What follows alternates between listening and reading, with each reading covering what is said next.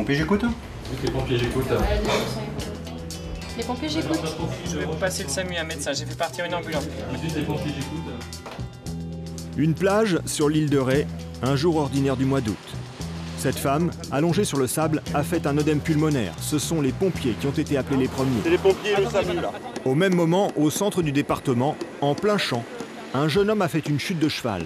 Traumatisme crânien, coma profond. Centre de La Rochelle. Cette femme vient de faire un accident vasculaire cérébral. Celle-ci s'est cassé le col du fémur chez elle. Il faut l'évacuer par la fenêtre du 8e étage. Ce camion, lui, en plein hiver, a glissé sur le verglas. Au même moment, une usine est en feu, de gros moyens sont engagés.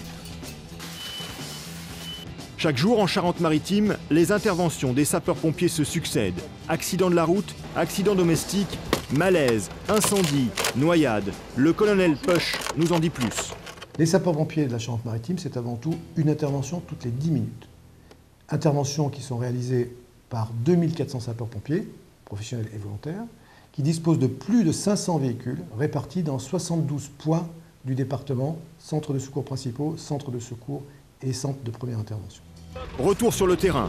En Charente-Maritime, on a dénombré en 2008 4520 accidents de la circulation. Vous avez été témoin de l'un de ces accidents, vous avez composé le 18. L'appel a été reçu par les pompiers. Que s'est-il passé après?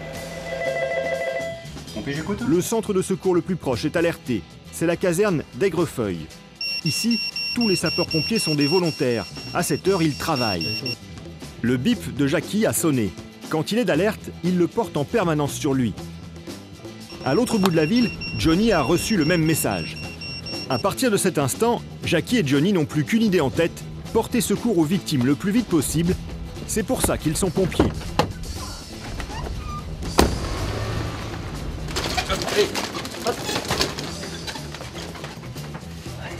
Poids lourd apparemment, personne incarcérée, hein. Poids lourd VL, ok, allez, VSAB c'est bon, fourgon derrière. Fourgon, ouais. Je pars de fourgon. Voilà, bon, le plan, et puis la gendarmerie, le CTO a prévenu la gendarmerie, c'est ok. Hein. D'accord, Alain. Ok, allez. Allez, on est parti.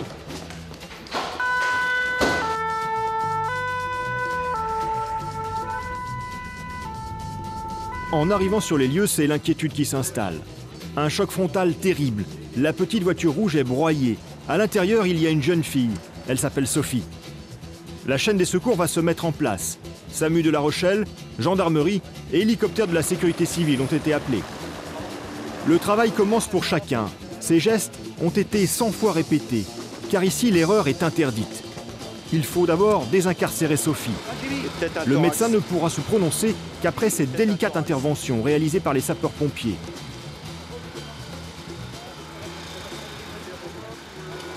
La victime va être médicalisée et évacuée sur l'hôpital de La Rochelle. La chaîne des secours a parfaitement fonctionné.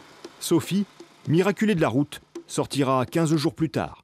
Pour un chef de centre et un chef de groupe, puisque j'étais chef de groupe sur cette intervention, moi je suis très satisfait. Après l'opération, on fait toujours un débriefing en arrivant au centre de secours. Et pour cette intervention, je crois que le travail a été très bien fait et on s'aperçoit que la technique qui est apprise au cours des formations est importante et je suis assez fier de l'équipe qui est intervenue.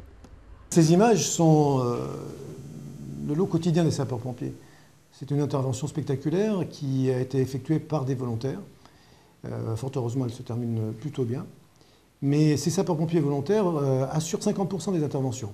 Ils sont formés comme les professionnels pour tout ce qui est la base du secours à personne et de la lutte contre les incendies et travaillent en étroite collaboration avec nos partenaires. Le SAMU, partenaire privilégié du SDIS, est désormais en liaison radio permanente avec les pompiers, les infirmiers et les médecins sapeurs-pompiers.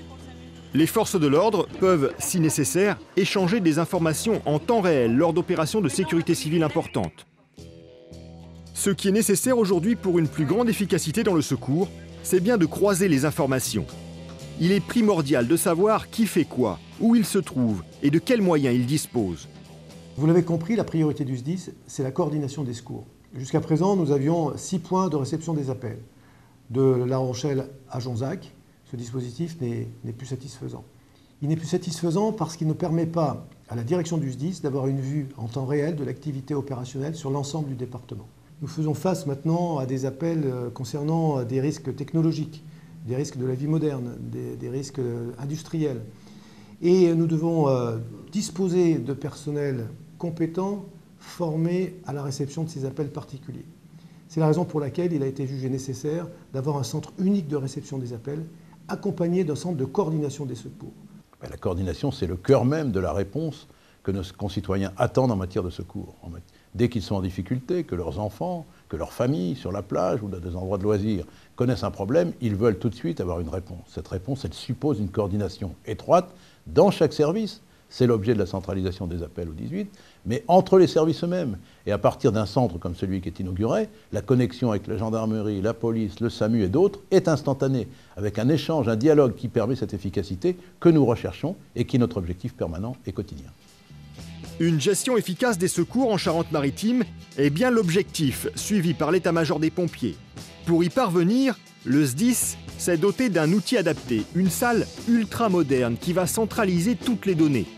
Le logiciel qui va aider à la décision se nomme Start V4. Ce dispositif, très performant et sécurisé, va permettre de gérer les appels, collecter les informations, les synthétiser et aider au déclenchement des moyens les mieux adaptés à la situation. Il permet de localiser les véhicules, de gérer les personnels et de rester en liaison permanente avec le terrain. C'est une vigie technologique au service des hommes. Un système de cartographie numérique couplé au logiciel permet de connaître à tout moment par géolocalisation le positionnement des équipes. Chaque sapeur-pompier volontaire pourra renseigner la base de données et pourra signaler instantanément sa disponibilité. Ce logiciel pourra alors trouver très rapidement le moyen de secours approprié le plus proche pour assurer la mission. Ouais, correct, bien reçu. Connaître le risque, c'est déjà en partie le maîtriser. La lutte contre les risques courants, mais également contre les catastrophes, ne s'improvise pas. Anticiper est un gage d'efficacité.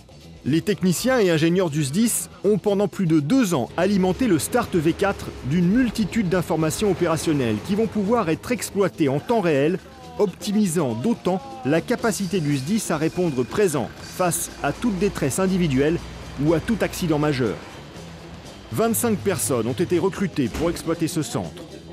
24 heures sur 24, 4 opérateurs, encadrés par un sous-officier, veillent sur la sécurité de la population de la Charente-Maritime et de ses millions de visiteurs. Un officier est aussi de permanence pour animer le CODIS, le Centre départemental de coordination des secours. C'est le centre névralgique du SDIS 17. En 2008, plus de 40 000 interventions ont été réalisées par les sapeurs-pompiers de Charente-Maritime. Ils ont toujours répondu présent, c'est l'essentiel. Quand on compose le 18, des hommes répondent. La machine, elle, apporte sa rigueur et son aide à la prise de décision. Sur le terrain, ce sont des hommes et des femmes que les victimes attendent, encore plus rapidement, mais toujours avec le même sens du devoir. Et là, rien n'a changé. Et c'est très bien comme ça.